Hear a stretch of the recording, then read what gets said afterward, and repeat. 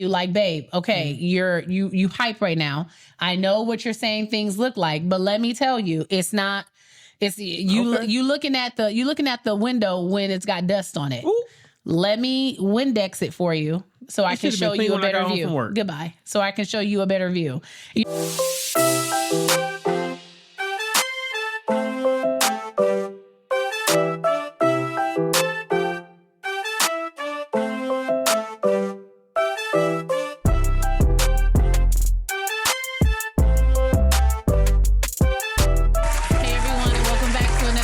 Of Life After I Do podcast. How's it going, Booskies? It's going good. I can't with you. There is a fly in here, and I feel like he is going to drive me absolutely crazy. We gonna start the episode about the fly again? But he just like, oh, goodness, I don't know. There's just been like, I feel like there's been an increase. Every summer we go through an increase of flies. I know. I'd rather have the flies than the. It's the flies in the summer. It's the pincher bugs in the winter. Yeah, I was gonna say I think I would rather have the flies than the pincher bugs though. I mean, I would rather not have either. But honestly, it's the flies and the wasps. The wasps come out. Oh, the wasp. Yeah, the wasps freak me out. And we just got rid of our second wasp nest. Don't the wasps eat the flies? So the wasps must be losing. Okay, so remember when I was asking, I was like, who eats who? Because I don't understand how all of them are collectively here. The flies eat shit. I feel like you know what the flies were eating today? What? That dead bird your dog killed in the backyard. Oh, wow. I walked outside. I said, I don't know how she caught this bird, but she killed the bird and then just left it there. The bird got caught slipping. Was it a little bird? Yeah. It was probably a little like... No, it was probably like a jaybird. It was like a jaybird. I said, it wasn't a chick. It was an actual bird. Bird. I said, and then she didn't even eat it. She just killed it and just left it here. I guess I was like... She was like, I was trying to play with it, then it just stopped moving. I was like, are you leaving this here so the other birds don't have to come fuck with you? I don't. Because when I grabbed the shovel and threw it in the trash can, she's gonna be like, "That's my hard work. Like, what are you doing?" I said, "Look here, we don't leave carcasses around." I said, "Only dead birds around here is chicken." Bye. You hear me? Except if it's the neighborhood chicken. No. Because if I catch that motherfucker to me, go get some grease too. I feel like everybody now knows. Like, we have a neighborhood chicken. There's two of them. Well, I've only ever seen one. I've never seen them together. But we all know, like, collectively in this like housing community and the next housing community, it's the neighborhood chicken. And at any random time, you can find him walking on the top part of like the brick of France. That motherfucker comes around when you see Joe Grass. Well, whenever you see him, he was in our backyard one time, and I was like, when I first saw him, I was like, "Why is there a chicken in the backyard? And how did you get here?" And then we realized that he was like going from house to house. He gets on top of the roof sometimes. We took a family walk. There's a tree that he likes to hang out by, and then there's a lady that's in the actual neighborhood, she feeds him. So I was like, anywhere. Yeah, he has it pretty good. He does. He's about to be a 2-for-1 special. He can live free range. Second he get caught. No one's gonna catch him. I wonder where he came from though. And then we're all just like around here letting him just run free range. He live around here somewhere. He just go back home when he want to. I've never known chickens just go out and take a walk and then go back home. But what's diabolical is the amount of stray cats you would think he would have been caught by now. No. That's why I said he's the neighborhood chicken. Like, we all respect that he's the neighborhood chicken, even the cats. Right. We all respect that all he does is just walk around the neighborhood in different yards. The one lady feeds him, and then wherever he goes, he goes. Well, speaking of birds, how was your week, Booski? Wow. Why would you say that? That was a terrible transition. What are you talking about? Speaking of birds. I called you a bird. Wow. That's rude. Is it? Yeah. That's rude. My bird. No, that was rude. I feel like you should apologize to me. Okay. That was rude. It hurt my feelings. I'm sorry. Thank you. Now, you want to start over? You know what the word is, right? The bird is the word?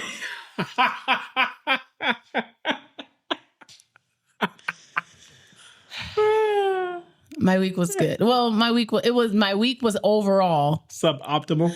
Yeah, it was a little sad. It was a little sad? Yeah. What was sad about it? Couldn't squat. Couldn't squat? Nope, because I have a hip pinch. It's funny. You couldn't squat, but you and your daughter was gassy. Goodbye. Gassy. So yeah, I have a hip hitch on my right side right now. So I have my chiropractor appointment. I'm really hoping my chiropractor can work that out for me. Okay. Because like that sounds like a muscle issue. That's not a chiropractor. Well, I'm hoping that between a massage and my chiropractor appointment, it can do something. Okay. And I was trying to push through because me, like I can push through a little bit of discomfort. Oh, yeah, you push it. I can push through a little bit of discomfort, but I was like, and then I kept getting this concept: if I go heavier, the weight will push me down more and I won't be able to feel it as much. How'd that work for you? It did not. Oh, okay. And by the time I got to my 225 warm up, I did. Oh, wow. Not the warm up. Oh, flex on them. Goodbye.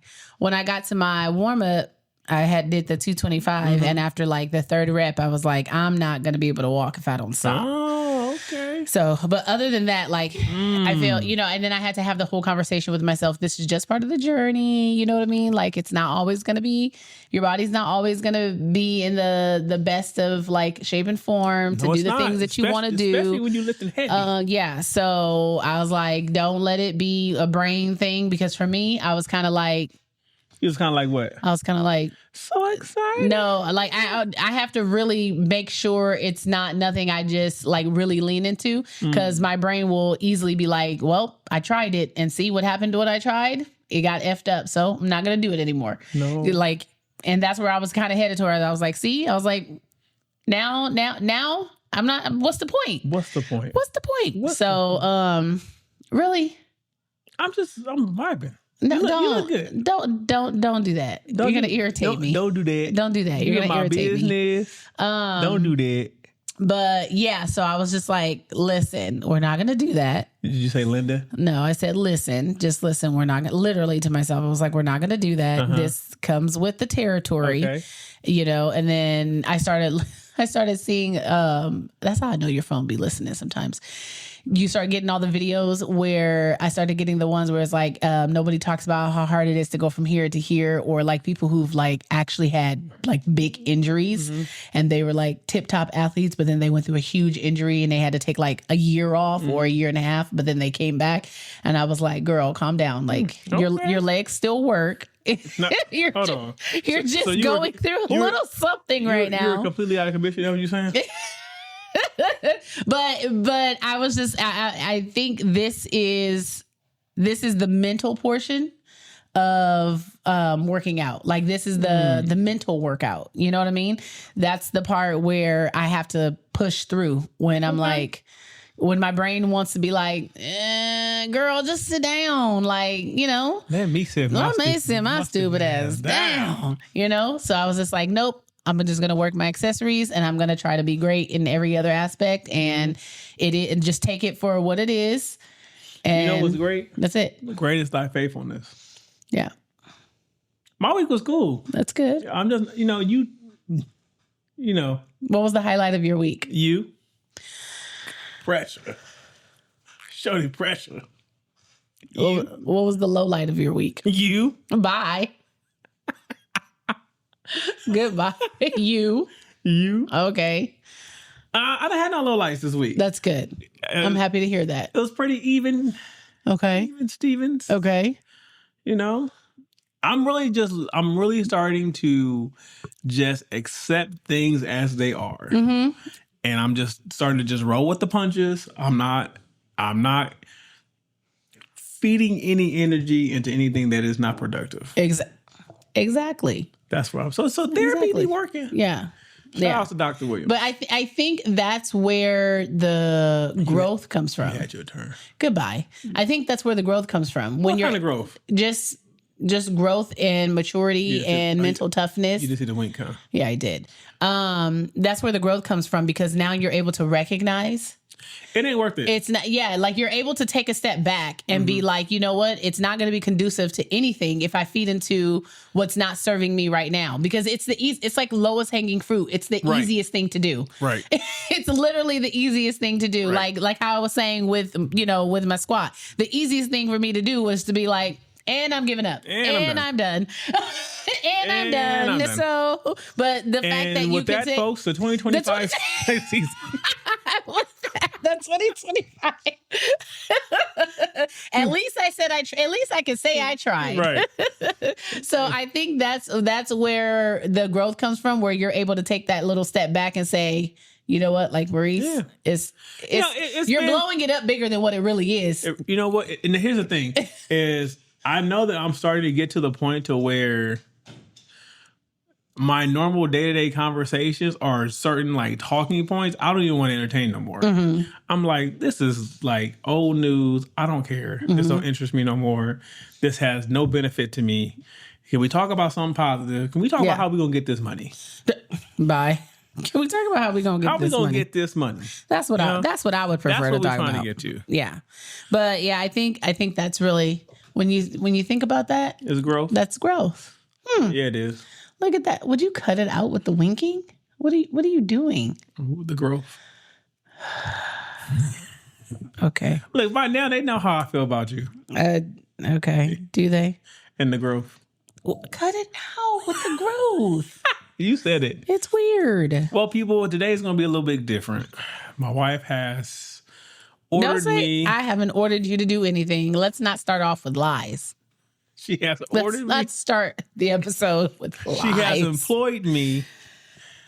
She wants me to take lead on this. I said, I'll lead every other aspect of our lives. Goodbye. And I got to do this too. Oh my gosh. It's rough. You guys know what I'm dealing with over here. Rough. You know what I'm dealing with over here. So roles are a little reversed today. So, babe, what are we getting into today? Are we trading spaces like trading places like us? No, I knew you were going to reference that song. Please don't. Top. No. What are we getting into this evening? Today we're going to talk about responsibility and love. Okay. Right? Mm-hmm. And unpacking the emotional weight of showing up every day, even when you don't want to. And let me tell you, boy, there's some days. About being responsible in love, even when it's not convenient. Okay? And there is some inconveniences. You think you're such a sunshine. Oh, I know I'm not. No, I know that I'm not. And you know how I know that I'm not? Mm-hmm. Because there are times where I'm feeling that way. Uh-huh. And the only thing that I can do is make sure that I'm not a sunshine. Oh, okay. Well, at least you admit it. So, but when I say it, so it's cool when you do it. No, wait. Okay, wait. It's a problem when I do it. So we went and saw the comedian Ali Sadiq, right? And he was talking about how, like, at his age now, he was like, I don't really get sad, right? And he's like, but when I do get sad, I can't keep it to myself. Oh, okay. He was like, I like to share it with everybody. So he was like, I'll go into a random store and I'll walk straight in and I'll just be like, can I speak to the manager? Damn. So the manager will come out and he said, I just asked, what's your policy on theft? And the manager be like, what? He said, because we all know the managers don't do shit. So I'm going to make you work today. Yeah. So then he said, so then that gets the manager out to the sales floor. He said, and all I do is I walk around for about 20 to 30 minutes, picking up stuff and putting it down back in random places. And all he do is follow me around the whole day. And so he was like, and then after he does that, he was like, maybe another time. And then he walks out and he was like, and I feel better. And I was like, oh, see, that's how you share. Giving, you give and you share. So that's why. That's some asshole shit. So that's why I said, I know when I'm in one of those moods, I want to share. Anyway, I had brought this to you. I had brought this to you because I was thinking the other day about how in our marriage and in relationships in general, how I am responsible, or we both are equally responsible for the love we share. Mm-hmm. And that means showing up for each other when we're not in the same room for each other. And when it's not easy. It's doing the right thing when the wrong thing is so enticing. When the lowest hanging fruit is right there for you to grab and get full off of. Right. When she keep wearing that outfit trying to entice me. Oh, wow. I said, nipples, go back somewhere. First of all. They don't know who she is.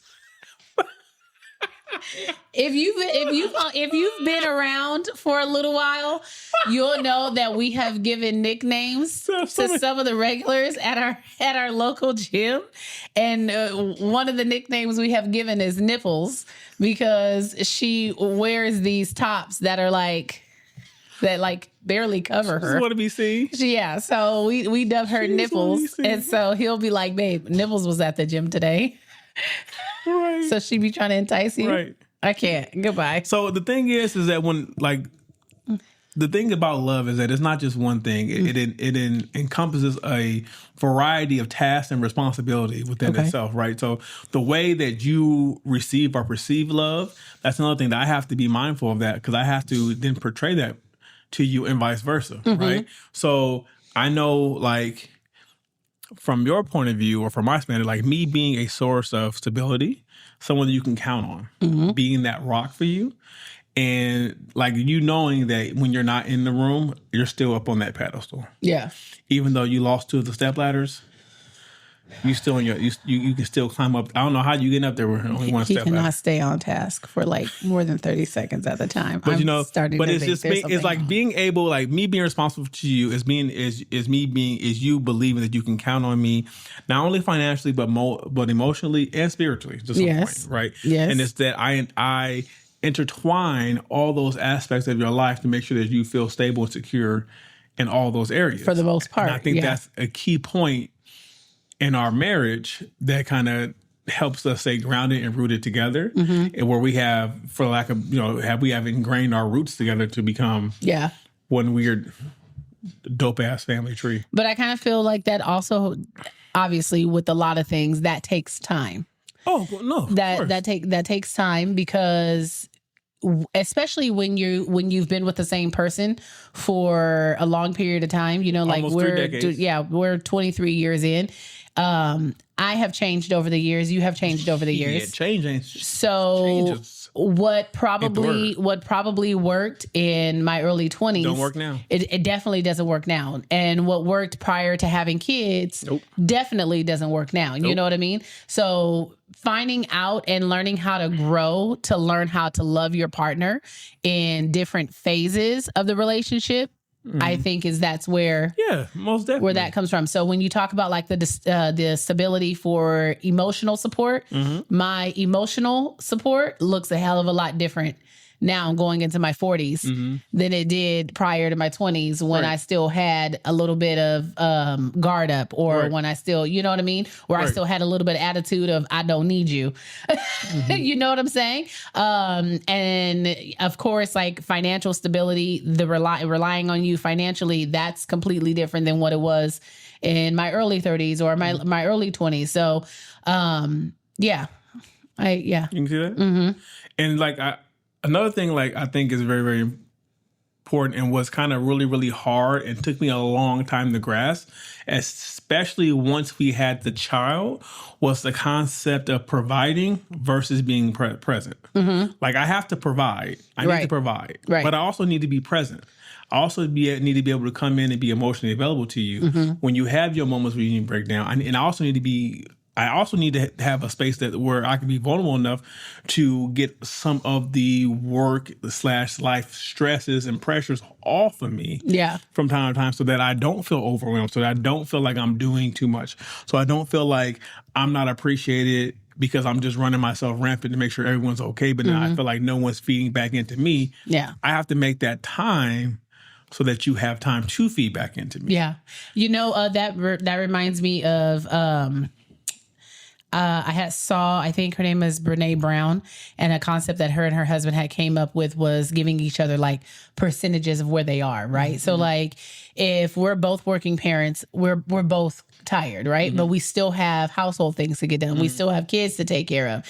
And it's like, she'll ask her husband, where are you at right now? And he's like, he's at 2% or whatever. And she's like, I'm at whatever percentage higher than 2, then I'll go ahead and take on the nightly task for tonight, and then we can revisit like tomorrow. You know what I mean? Yeah, 2%. But see, that's what I'm saying. With you, you wouldn't be fair. So that wouldn't work 2%. With us.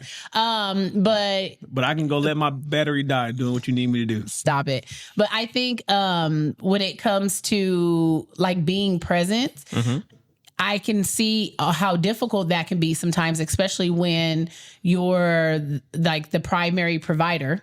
So obviously in a financial aspect, when you're the primary provider and you're the one who goes out and you work a lot of hours and things like that. And I primarily take care of the kid and take care of home. But like we've talked about before, that's still never an excuse for you not to be a present parent, right? But that was something I had to learn. Yeah, well, and I feel like that's something I do honestly feel like that's something we still work through. Because I know for us, like when we made the shift to you being a stay-at-home wife, that was during COVID. Yeah. And I was working 60 plus hours a week. Yeah. And it was like when I got home, I was like, I don't want to do nothing. Yeah. Like I'm exhausted. Like I'm putting in 60, sometimes 63 hours a week. When I'm off, I want to be off. I just want to sleep. Yeah. Like, and you're like, no, we need to do something. Let's have family game night. And I'm like, can we have family sleep night? Yeah. Can we have family nap day? And that's something I had to learn too, to also make sure that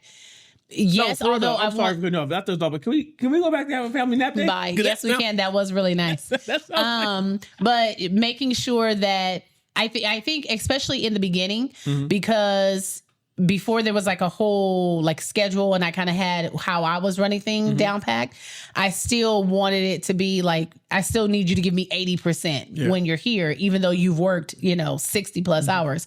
So that's something I had to work through also in the transition, and making sure that I allow enough like time, grace, and patience for you and have a better understanding, because now it's like my energy, even though I had a little bit more energy in the beginning, because to be honest, the first year, it was like... You was comfortable. Very comfortable. Very comfortable. I was like, you know what? I was like home dude, the $2,000 gaming PC guy. Yeah.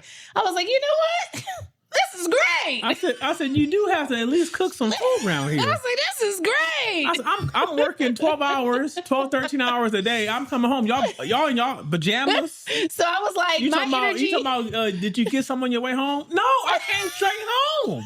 What are you talking about? What have you been doing today? You didn't mind picking up takeout before, but then again, I was also working. So nobody was cooking. The money was different when we both was working, honey. So, me having to develop the patience and the grace to make sure I have a better understanding, like you've picked up increased hours to cover what is no longer there to make sure that everything can still run like how it needs to run. You know what I mean?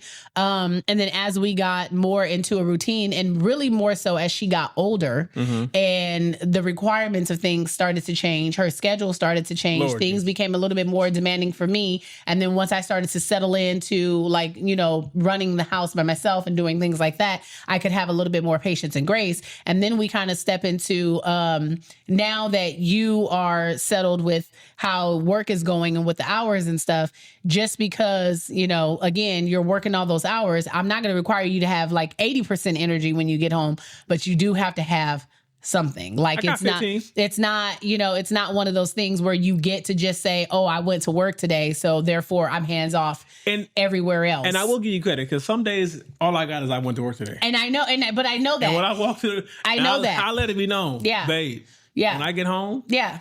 But I can feel that. But that's why I say learning your partner, because now I can see when you've had one of those days and you come home, I'm like, okay, well, tonight's probably not the night for me to bring such and such up, or whatever happened earlier today. I was waiting for you to get home, because another thing that we've been trying to work through, like, and this is why I say it's a process as you learn, right? There's some things I will text you about, like that happened at the house, or like with the gardener or with whatever, and you'll be like, okay, well, I can't do anything about that right now because I'm at work. And in my mind, I'm just letting you know. But from your perspective, you're like, I'm already dealing with a lot of stuff right now. What I don't want to deal with is you. In front of me. Yeah, like you're sending me these random text messages throughout the day, and it's like, oh, the gardener didn't show up, the dog tore down the fence. Oh, can you send money for this? Like, put a damn dog up. You know what I mean? So that's where I've told you this. I don't know if I said it on the podcast, but I told you this. Like, when you text me a problem,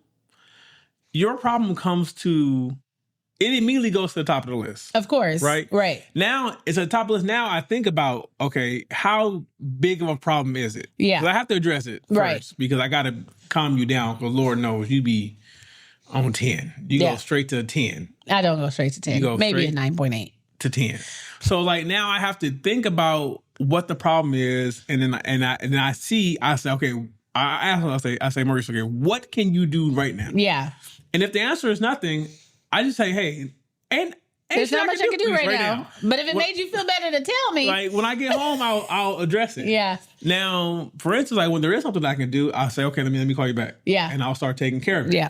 But even then, like, even when I can like call somebody to come out, me being who I am, I don't really like having other grown men here. I know when you're not here. Yeah. And that's why I tell you, keep Olivia close by. Yeah. No, I understand that. And you know, like the thing is too, going back to like what you said before, making sure you're creating stability by making sure I can also rely on you. Right. So when I have transitioned to the brainstem of when I do call you if something happens, and I mean, if you batting 100, right. I'll be like, you know what, I'm gonna just go ahead and call my husband and let him take care of it. But so I feel like that could be a double-edged sword for you sometimes. It is a double-edged sword. And I've literally said to myself, this is exactly why our daughter thinks the way she does. Because it's like whatever mommy asks, he make happen. Whatever I ask, he make happen. So I'm gonna just ask, no matter how outlandish or crazy it is. I'm gonna just trust that my daddy and you be like, my husband gonna make it happen. And my dumb ass be out there racking my brain trying to figure out how to make it happen. But here's the thing. So I'm creating my own problem. When you make it happen. Right. You know. And that's what I'm saying. I should not be when you make it happen, you know. But see, the thing is I am aware of that. So I do try to not like put too much. Like I try not to push the envelope too much, you know. But if it's something where I just feel like, I mean, you know, I've offered too, because this is the thing that you do also. And I don't know if this is part of like your brain conditioning as being like the provider, is when I do offer to try to take care of something or handle something, immediately you're like, no, it's okay, babe, I'll take care of it. Like the situation with the car, right? The car needed to get picked up from the house to get taken to the repair shop. I can very much sit at the desk and call AAA and I can schedule the appointment for the car to get picked up. I can do those things. Like those are things I can do. I have done it, but most of the time you're like, don't worry about it, I'm gonna take care of it. And I'll be like, babe, I can take care of it because I know that you're already doing 100 things. But one thing I do is that anytime there's a situation where we're dealing with any type of business or anything related to our child, I let it be known that this woman has a husband and this child has a father. So ain't gonna be no bullshit up in here. You're not gonna get over on it. You're not gonna let somebody charge me for putting air in my tire? No, I'm not. That's not happening. So I appreciate that. Some phone calls I have to make. Now, the doctor's office, go call them. Oh, see, you lead me to the shit you just don't want to take care of. Girl, call them. Girl, call them. Oh, girl. But see, that's where we talk about the stability, the support, and patience going both ways, right? So when you need doctor's appointments, babe, you know, I need a doctor's appointment. Okay, let me get on that. That's, for me, that's part of household things anyway, because I'm making my doctor's appointments. I'm making her doctor's appointments. Let me go ahead and make your dentist appointment, put it on the calendar, whatever, you know, for the times where I do know your schedule, or whatever else you need from me to better help support you to make sure your day goes a little bit more smoothly. Now, let me ask you this. How well do you think I partake in what they call the silent love language? The silent love language? Right. Which is sacrifice. How do you think I sacrifice my own personal desires for what's good for you and the family? Or do you think I just say, we're going to roll with the punches and see how we end up on the other side? If you got it out. It ain't triggering it. Like, and how much do you feel I put the family first without expecting praise or needing praise for that? I think that you do a really good job at trying to make sure that we're always at the forefront, where it counts for sure. There are times where, and I don't hold that against you, where it's like something you want to do or something you want to get. And it's like, no, I'm going to do this because, excuse me, I've never seen you do something for yourself or get something for yourself that sacrificed something that either that we needed or something that was really important. You know what I'm saying? Like, for instance, I know that you really want a truck, and I'm making that payment every month. And technically you could get a truck, I'm but making that payment every month. But you also know, right, exactly. But you know how, pretty of a bill we pay for gymnastics lessons, for competitions, for private lessons, for dance practices. And every time she don't get a 9, I say, bye. I could have had a truck. Goodbye. Don't put that pressure on my baby. 8.9. But so and I could have had a truck. It's like, no, hold on. I'm watching her get an 8.2. Cut it out. And I could have had a truck. So like, just using that as an example, like, yeah, you could go get the truck you want, right? Mm-hmm. But also being the protector and the leader, knowing that may not be the most financially responsible thing to do. So therefore you figure I'll just, I'll ride it out. I'll sacrifice. I don't like that term for this, example, but I'll sacrifice something that I really, really want for the happiness of this is what my child is choosing to do right now. And honestly, I really do try to put you guys first. I really do try. I know you do. I really do try to give myself bare minimum what I need to just survive, and I really do try to But that's not what we want for you. But I get that. Sometimes I feel like it is, but. What? Sometimes it feels that way. However, I'd be like, babe, we got X amount of dollars left. You're like, ooh, I'm on my way to it. Goodbye. No, I will. Oh, go ahead and finish your thought, and then I'll let you know. So it's like, part of therapy has been me rewarding myself with things that I want, not just what I need. Because there's one thing to buy myself the things that I need, because I'd have to buy them anyway. Right. Whether we were here or not. Right. So that's what I always say. So like for me recently, if I can think back like the last 6 months, those headphones I bought us, I wanted those. Yeah. I didn't need those. I wanted those. And now I don't even use them. Yeah. Crazy work. I'm really over buying expensive headphones, by the way. Right. Like I'm done. And the other thing I really, really want in my baby, my damn Ninja Turtle shoes. I wanted them shoes so and bad. Did you not get them? I got them. Yes. And I want them so bad. And now I want the other pair so bad. And every time I see them, I have FOMO that I'm like, when you go up to the bottom, they're going to have them no more. You'll be mad. But it's like, it is something where I've even said this to my friends, like sometimes you have to reward yourself for the work you're doing. And as a provider for me personally, that was something that was hard for me to understand, because my mentality for so long was I don't want to take from the pot when there's other things needed. Yeah, but there's always going to be other things. I mean, you saw how bad, we got to a point, y'all, where she was throwing my underwear away.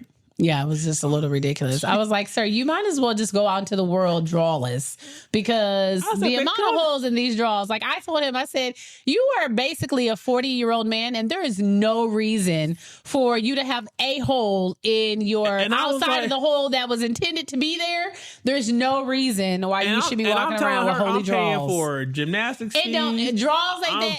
And I went and bought him some draws. I said, because that now you just using excuses. That's really an excuse. It's like I had a lot going on. A lot going on, but you pay $500 for headphones. That's crazy. Those headphones are not $500. No, I'm talking when you bought both of our headphones together, the AirPods. Don't worry about that. Don't tell me what I do. Yeah, but then you come back and tell me, I got a lot going on. I don't, buying underwear is not necessary. Another thing with continue on. Another thing with the whole love and responsibility thing, right, is me personally taking leadership and being a leader with accountability. Mm-hmm. Now, I think I have done a better job of that recently, because I've really been on my accountability tip this whole year. Yeah. Now I'm on my positive and accountability tip. Well, I've really been trying to be positive, even though this one makes it very, very, very hard. Okay, so... But hold on. I'm not done. Oh, go ahead. Very, very positive. But leadership and accountability, it means that just because I'm the lead doesn't mean I can't avoid it. Doesn't mean I can avoid accountability. I have to take accountability for that. And it's not about just taking accountability for my own mistakes, but it's also about taking accountability for the things that I allow to happen, because I always say that whether I made the decision or not, the aftermath still falls on me. Mm-hmm. So, and I try to lead with some humility. Mm-hmm.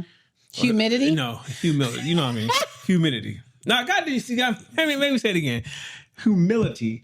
So I try to, I don't know if you have been perceiving it that way, but see, y'all, and this has been the last episode, but that's what I've been trying to do. Yeah. So I don't know if that's been coming off that way.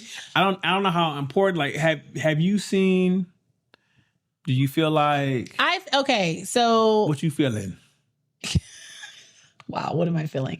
And not just my hand on your thigh. I see. Okay, this is where I see. Okay, I can see the second, like that second thought process happen with you, where you're trying to work on old habits. So when you react a certain way to something, it's like the old habit first. Mm-hmm. And then once your brain kind of calms down, then you are able to be like, hey, remember this is something we said we were working on it. And then you come back and you're like, okay, I apologize for the way I handled that. This is what I was trying to say. This is how I'm feeling. And that's why it came off this way. I'm getting better. So it's growth. That's what I said. Oh, it's growth. Yeah, it is. It's growth. I think it's growth. Stop it. I think too, the biggest thing, not the biggest thing, but one of the things for me is when we talk about, you being, or just men in general, being providers and being protectors and being the leader and like holding down the fort and being the strong one and having to take care of a lot of things, making the other person feel like they have to, like, of course we're grateful, we're appreciative, but it's almost like weaponizing it in some form. Mm-hmm. You know what I mean? Because when you are in a heightened state or when something comes about and you do have a lot going on or a lot on your plate, it comes off when you're trying to tell me like, oh, I'm stressed out about this and we have this to do and we've got this to do. And it doesn't seem like you appreciate this and I'm not being appreciated. And I'm just like, okay, like, hold on, because we're in this together. There's the problem, and then there's us. It's supposed to be us together tackling there's it, the right? Pod and with bees. Bye. Stop it. Me and the pod together. Stop it. On the pod. Cut it out. So it's, like I've told you before, as we're working through you when you're taking accountability mm-hmm. or whatever, when you react in a heightened state, don't react in a way where you're trying to translate to me that I don't understand all that you have to do. When I'm yeah, I am. Because like I tell you, I'm here because I have to deal with, I get all of the emotional aspect of it when you are in that heightened state. When you're feeling overwhelmed, when you're feeling stressed, when you're feeling like you don't know which direction to go, when you feel like you're at a crossroads, I'm literally right there. You do not shield me from that. Do you know what I'm saying? Okay. Like, it's not like you go off into a corner and you're dealing with all those emotions by yourself and then you come back out to the room and you put on a face for me to be like, everything's great. Like, I hope you're living life. Everyone looks good, happy. Like, then I could live in La La Land and be like, yeah, like life is great. He's taking care of everything. I've got money in the bank. I can go do what I want. It's not like that. I feel when you're stressed out. You express to me when you're stressed out. You know what I mean? So I feel like that's also a part of you taking accountability, mm-hmm. right? But I think for me personally, it's like, I don't want you to feel like you're still having to just carry the load by yourself. Okay. Because, even though you quote unquote may be carrying the load by yourself, mm-hmm. you don't have to carry the load by yourself. Okay, that's funny you say that. Because not sure if I used a lot of words to go around and say something small. It's funny you say that because it's like the whole concept of protecting your peace, right? Mm-hmm. Not just your safety, right? Mm-hmm. The concept of me showing up through love by managing my tone, the tone I take with you, right? By planning ahead, and handling conflict before it gets to you. So basically being that buffer. Mm-hmm. And I do try, I make that my attempt to say, hey man, let me try to hit this on the head. And I may not, I understand now that I tell you things without saying things. Like I'm like, hey babe, maybe not this week. Mm-hmm. Maybe we do that next week. Yeah.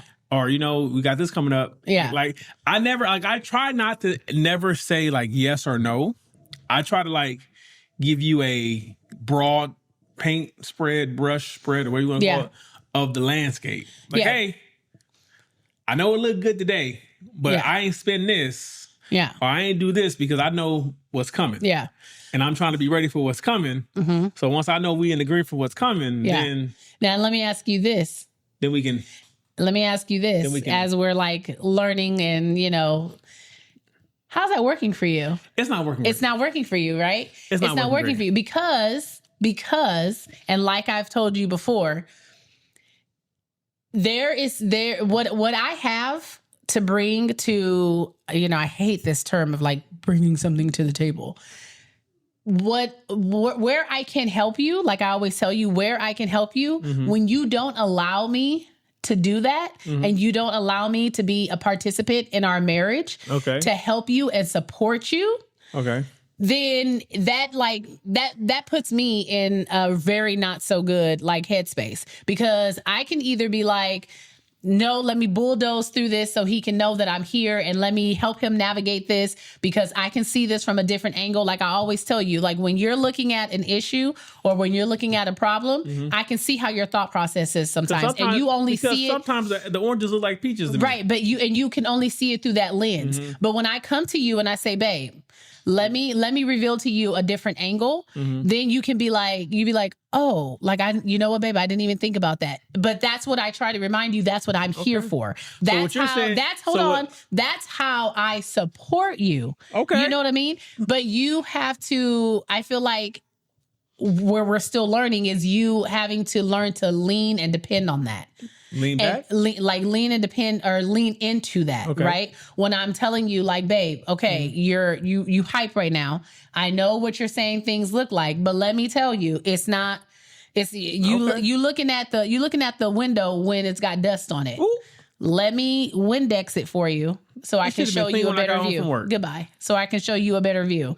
You know what I'm saying? Yeah, I get you. So like that's where the support system comes in at. That's how we work together. That's how the head and the neck work together. Who's the head? Who's the neck?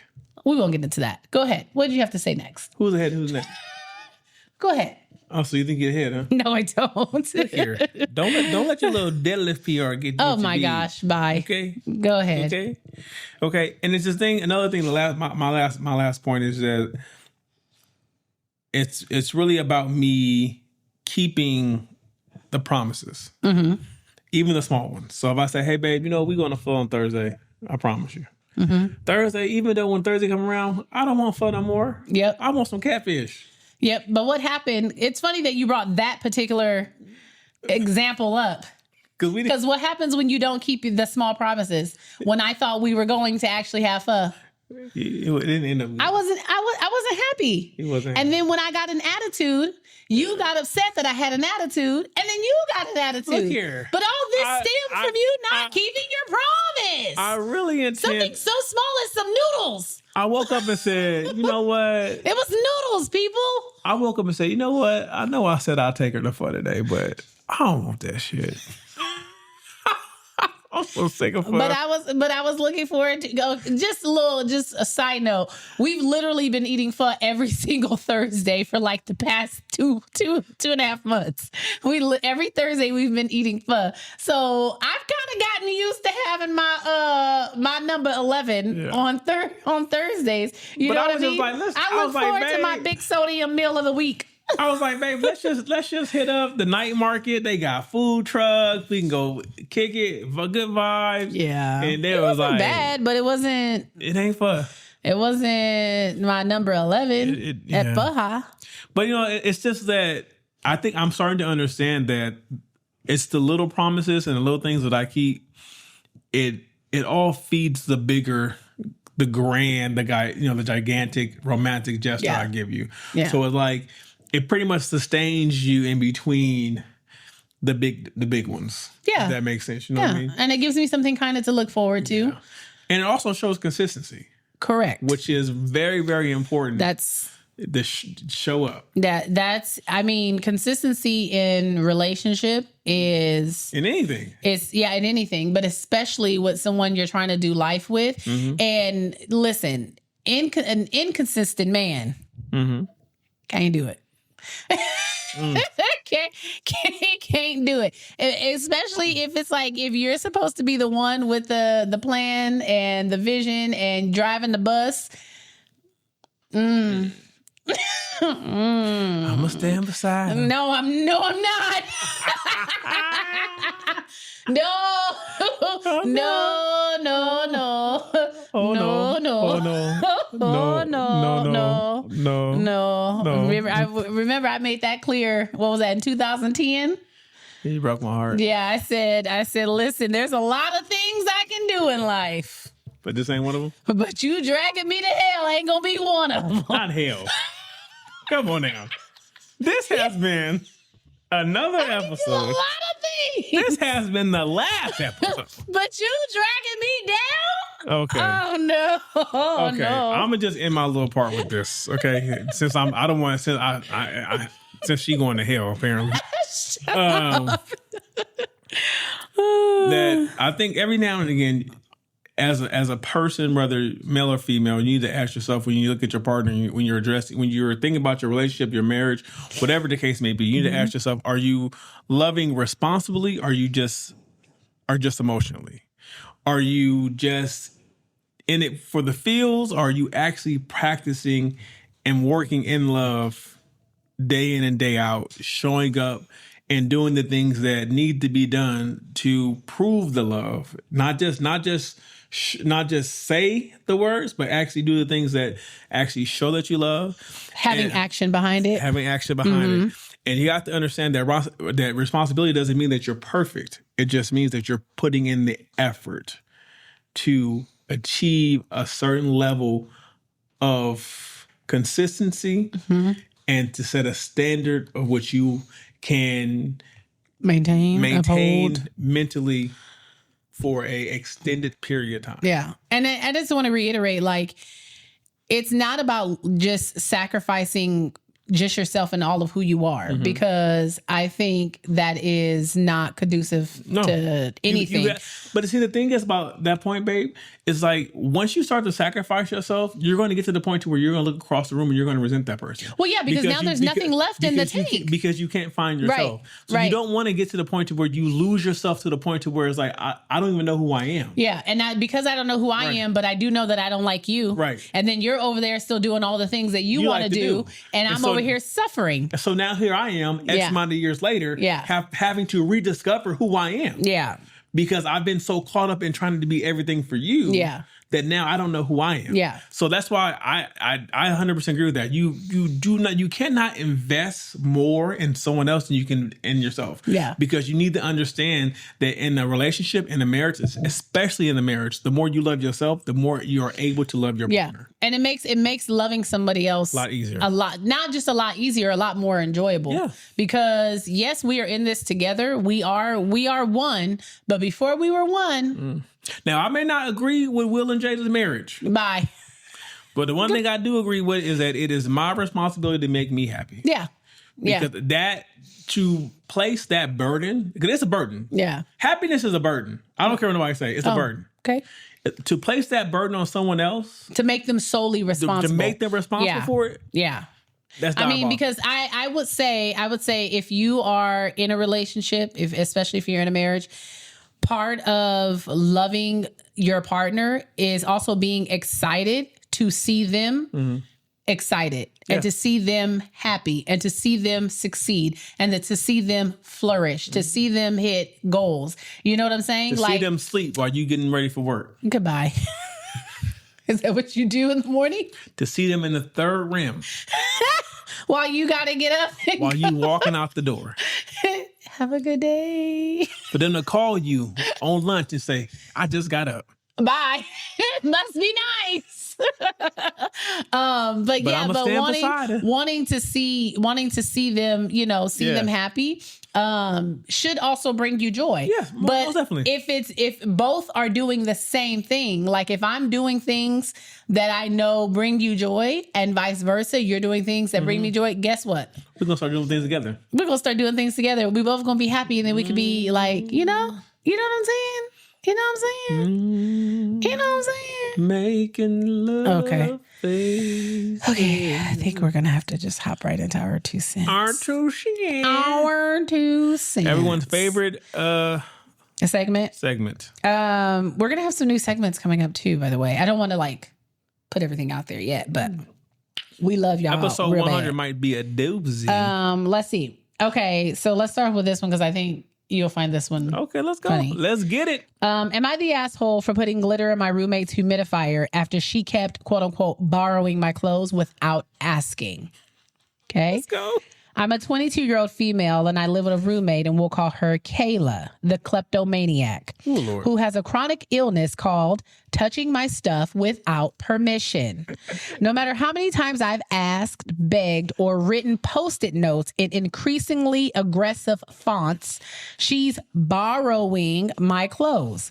Not just hoodies either. I'm talking full outfits, down to my custom bras with my initials on them.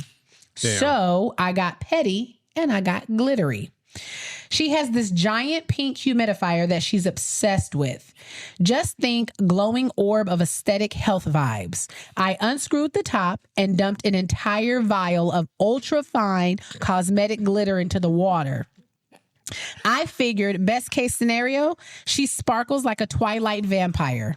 Worst case scenario, the humidifier dies and she stops living like she's in a Pinterest board.